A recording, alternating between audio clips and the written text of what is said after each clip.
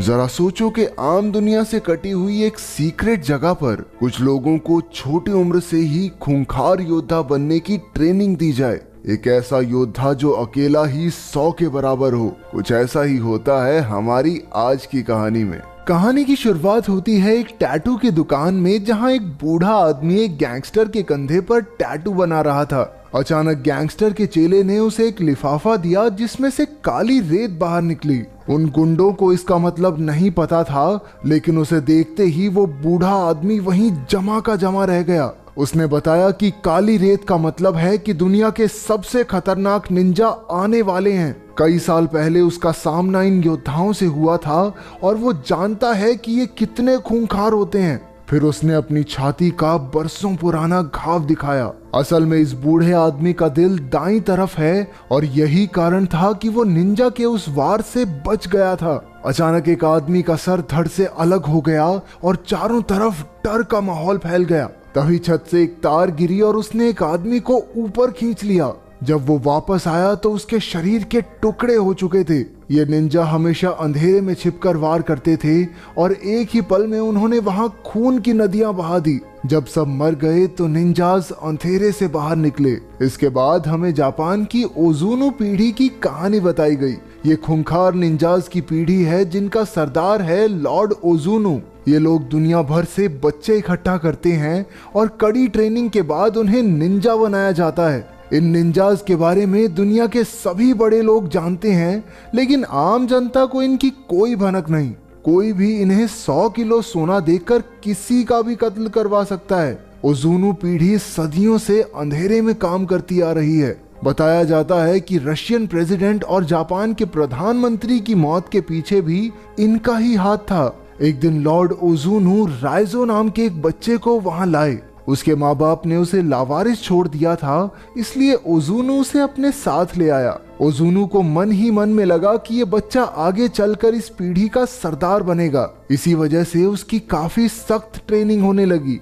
10 साल की उम्र तक उसके शरीर पर कई घाव थे जो उसे गलतियों की सजा के तौर पर मिले थे। उनके मुताबिक एक निंजा को हमेशा छिपकर रहना चाहिए, इसलिए राइजो को लकड़ी की जमीन पर चलवाया जाता और अगर हल्की सी आवाज भी हुई तो ओजुनु उसके पैर पर जोर से वार करता। रात को वो दर्द की वजह से सो तक नहीं पाया, लेकिन तभी किरिको नाम की एक लड़की ने आकर उसके घाव पर मरहम लगाई। वो भी उसकी तरह निंजा ट्रेनिंग ले रही थी। वहाँ सबको सिखाया जाता था कि किसी भी तरह के इमोशंस को अपने अंदर से निकाल कर फेंक दो, लेकिन किरिको सबसे अलग थी। उसे लोगों को मारना बिल्कुल गलत लगता था। जैसे जैसे वक्त बीतता गया राइजो और किरिको बड़े होते गए, लेकिन दोनों में कोई खास बातचीत नहीं हुई। वो दोनों सिर्फ दूर से ही एक दूसरे को देखते थे। राइजो अब ओजुनु पीढ़ी का सबसे काबिल निंजा बन गया था, लेकिन अपने सीनियर ताकेशी का सामना करते हुए वो हार गया क्योंकि ताकेशी ने धोखे से वार किया था। उसे बचाने की जगह ओजुनु ने राइजो को ही कमजोर कहकर बेइज्जत कर दिया। उसने राइजो के पेट में अपनी उंगलियों से जोरदार वार किया और वो बेचारा दर्द से करहाने लगा। अगली सुबह ओजुनु ने देखा कि राइजो फिर से ट्रेनिंग के लिए तैयार था। उसकी लगन देखकर ओजुनु काफी खुश हुआ। जल्द ही राइजो ने अपने सारे विरोधियों को आंख बंद करके भी हरा दिया, लेकिन किरिको को वहां की मारा मारी अब भी पसंद नहीं थी। राइजो अक्सर उसे समझाता था कि अगर ओजुनु को पता चल गया तो वो किरिको का दिल निकाल लेगा। फिर किरिको ने कहा, लेकिन मेरा दिल तो तुम्हारे पास है, तो कोई कैसे निकालेगा? एक दिन किरिको को चाकू से किसी को मारने का टास्क मिला। जब किरिको से ये नहीं हुआ तो ओजुनु ने उसके चेहरे पर चाकू मारकर उसे पिंजरे में बंद कर दिया। रात को राइजो छिपकर उससे मिला और उसे पानी पिलाया। कुछ दिन बाद एक रात को किरिको दीवार फांदकर भागने लगी।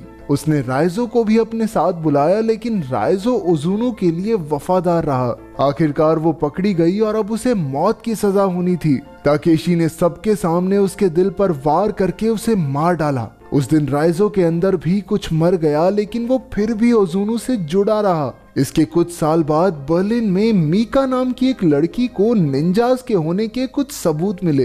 इन सबूतों को लेकर वो अपने बॉस मैस्लो के पास पहुंची, लेकिन मैस्लो ये मानने को तैयार नहीं था कि ऐसे निंजास मौजूद हैं जिनके बारे में सिर्फ बड़े लोग ही जानते हैं।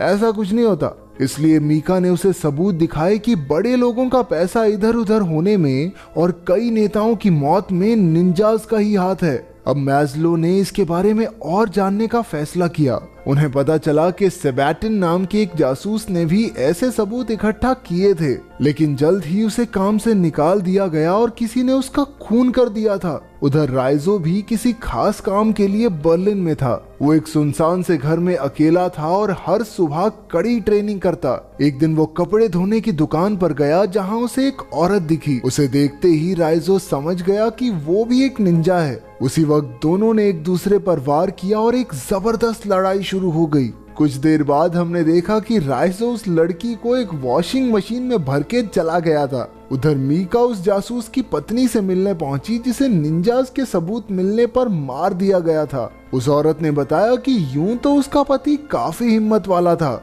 लेकिन उस घटना के बाद वो इतना डर गया कि घर के हर खिड़की दरवाजे पर कम से कम 2 ताले लगाकर रखता। घर के हर कोने में रोशनी रहती थी। उसने परछाइयों के लिए कोई जगह छोड़ी ही नहीं कि कहीं कोई निंजा ना आ जाए। लेकिन उस रात जब वो आए तो बत्तियां अपने आप ही बंद होने लगी। अगले दिन मीका के ऑफिस में एक ऑफिसर आया, क्योंकि वो ऐसी चीजों के बारे में ज्यादा सोच रही थी जो उसके काम की थी ही नहीं। उस रात मीका ध्यान से घर लौटी, लेकिन उसने देखा कि पूरी गली में ही लाइट नहीं थी। वो फिर भी अपने घर में घुसी और उसी वक्त एक निंजा ने उस पर हमला कर दिया। हैरानी की बात तो ये थी कि एक दूसरे निंजा ने उसकी जान बचाई और सारे कातिलों को खत्म कर दिया। ये कोई और नहीं बल्कि राइजो ही था। हमने देखा कि इससे पहले अपने मिशन पर राइजो ने अपना सारा गुस्सा निकाला और बड़ी बेरहमी से उस आदमी का कत्ल कर दिया। इस मिशन के बाद वो छत पर बाकी निंजाज से मिलने गया। लॉर्ड ओजुनु ने कहा कि उसे राइजो पर गर्व है,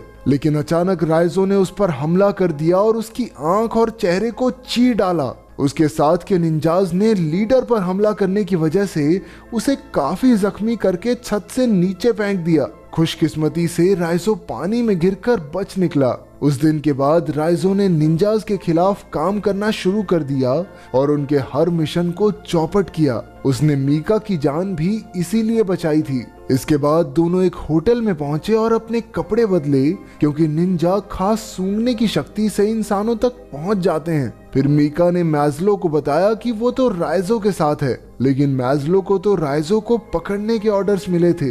वो जानता था कि राइजो उनका दुश्मन नहीं है, लेकिन उसे ऑर्डर तो मानने ही होंगे। इसलिए जब मैस्लो मीका और राइजो से मिलने गया तो पुलिस ने उसे बंदी बना लिया। फिर उसे एक सुनसान जेल में कैद करके जंजीरों से बांध दिया गया। जब मीका को पता चला कि इसमें मैस्लो भी मिला हुआ है तो वो उससे बात करने गई, लेकिन मैस्लो उसे रिहा करने के लिए हरगिज राजी नहीं हुआ, क्योंकि राइजो जेल में ही निंजाज से सुरक्षित रह सकता है। रात को मीका राइजो को पानी पिलाने गई, लेकिन फिर राइजो कहने लगा कि निंजाज किसी भी वक्त यहाँ आ जाएंगे। मीका ने मैस्लो को भी सावधान करने की कोशिश की, लेकिन अब बहुत देर हो चुकी थी। अचानक लाइट्स चली गई और निंजाज अंधेरे से बाहर निकले। उन खतरनाक योद्धाओं के सामने जाबाज सैनिकों की फौज और उनके हथियार भी कम पड़ गए। तभी मीका ने राइजो की जंजीरें खोलकर उसे रिहा कर दिया। फिर उसने निंजाज का मुकाबला करते हुए मीका को भाग जाने को कहा। हालांकि राइजो ओजुनु पीढ़ी का सबसे बेहतरीन निंजा था, लेकिन इतने सारे निंजाज को एक साथ संभालना उस पर भी भारी पड़ रहा था। अंत में राइजो और ताकेशी लड़ते हुए सड़क पर पहुंच गए। ताकेशी अपनी तलवार से राइजो का काम तमाम करने ही वाला था कि मीका ने पीछे से अपनी गाड़ी से उसे टक्कर मार दी। फिर वो राइजो को होटल में ले आई। हालांकि राइजो काफी जख्मी था, लेकिन वो डॉक्टर के पास जाने को राजी नहीं हुआ। मीका कमरे में बेहोश पड़े राइजो के पास बैठ गई। मीका ने अपनी जान बचाने के लिए राइजो का शुक्रिया अदा किया। फिर उसने एक ट्रैकिंग डिवाइस निकाला जिससे मैस्लो को उसकी लोकेशन का पता चल जाए, लेकिन पुलिस के आने से पहले ही निंजाज आ गए और राइजो को उठाकर ले गए। जब पुलिस पहुंची तो वहां सिर्फ मीका थी। उसने बताया कि 10 मिनट पहले ही वो लोग राइजो को वहां से ले गए। उधर राइजो को लॉर्ड ओजुनु के सामने पेश किया गया। उसने राइजो को माफी मांगने का आखिरी मौका दिया, लेकिन राइजो ने कहा, मैं झुकेगा नहीं साला।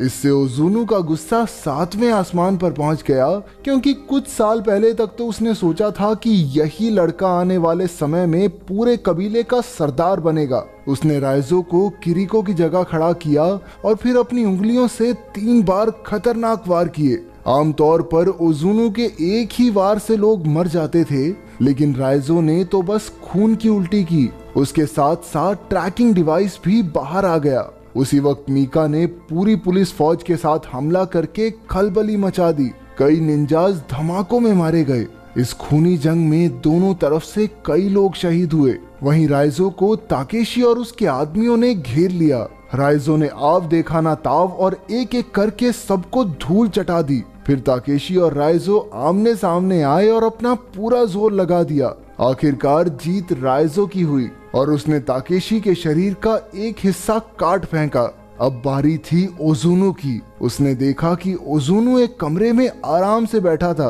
वहीं बाहर जबरदस्त धमाके हो रहे थे। अचानक ओजुनु हवा में ही गायब हो गया और राइजो के पीछे के अंधेरे से निकला। सिर्फ एक धक्के से उसने राइजो को हवा में उड़ा दिया। फिर दोनों ने अपनी तलवारें निकाली और एक दूसरे के खून के प्यासे हो गए। ओजुनु ने एक बार फिर उसे माफी मांगने का मौका दिया और कहा कि वो राइजो का बाप है। वो ही उसे वहां लेकर आया था और बचपन से आज तक पाला है। लेकिन राइजो ने जवाब दिया कि वो किसी का बेटा नहीं और ओजुनु को खत्म करके ही वो आजादी की पहली सांस लेगा। फिर वो ओजुनु पर लपक पड़ा, लेकिन वो एक बार फिर से गायब हो गया। तभी मीका राइजो की मदद करने पहुंची। मौका देखकर ओजुनु ने पीछे से मीका की छाती के तलवार आर पार कर दी। ये देखकर राइजो को याद आ गया कि कैसे इन दरिंदों ने उसके बचपन के प्यार किरिको को मार डाला था। गुस्से से भरकर राइजो ने एक ही झटके में अपनी तलवार से ओजुनु के 3 टुकड़े कर दिए। राइजो मीका को बाहर लाया और डॉक्टर्स ने उसे देखा। पता चला कि मीका का दिल दरअसल दाईं ओर है, इसलिए वो बच जाएगी। आखिरकार राइजो ने एकेडमी की दीवार फांदी और वैसा ही किया जैसा किरिको चाहती थी। इस तरह वो किरिको को अपने दिल में बसाए वहां से चला गया। क्या तुमने किसी को सच्चे दिल से चाहा है? और अगर हाँ तो तुम्हारा प्यार मुकम्मल हुआ या नहीं, कमेंट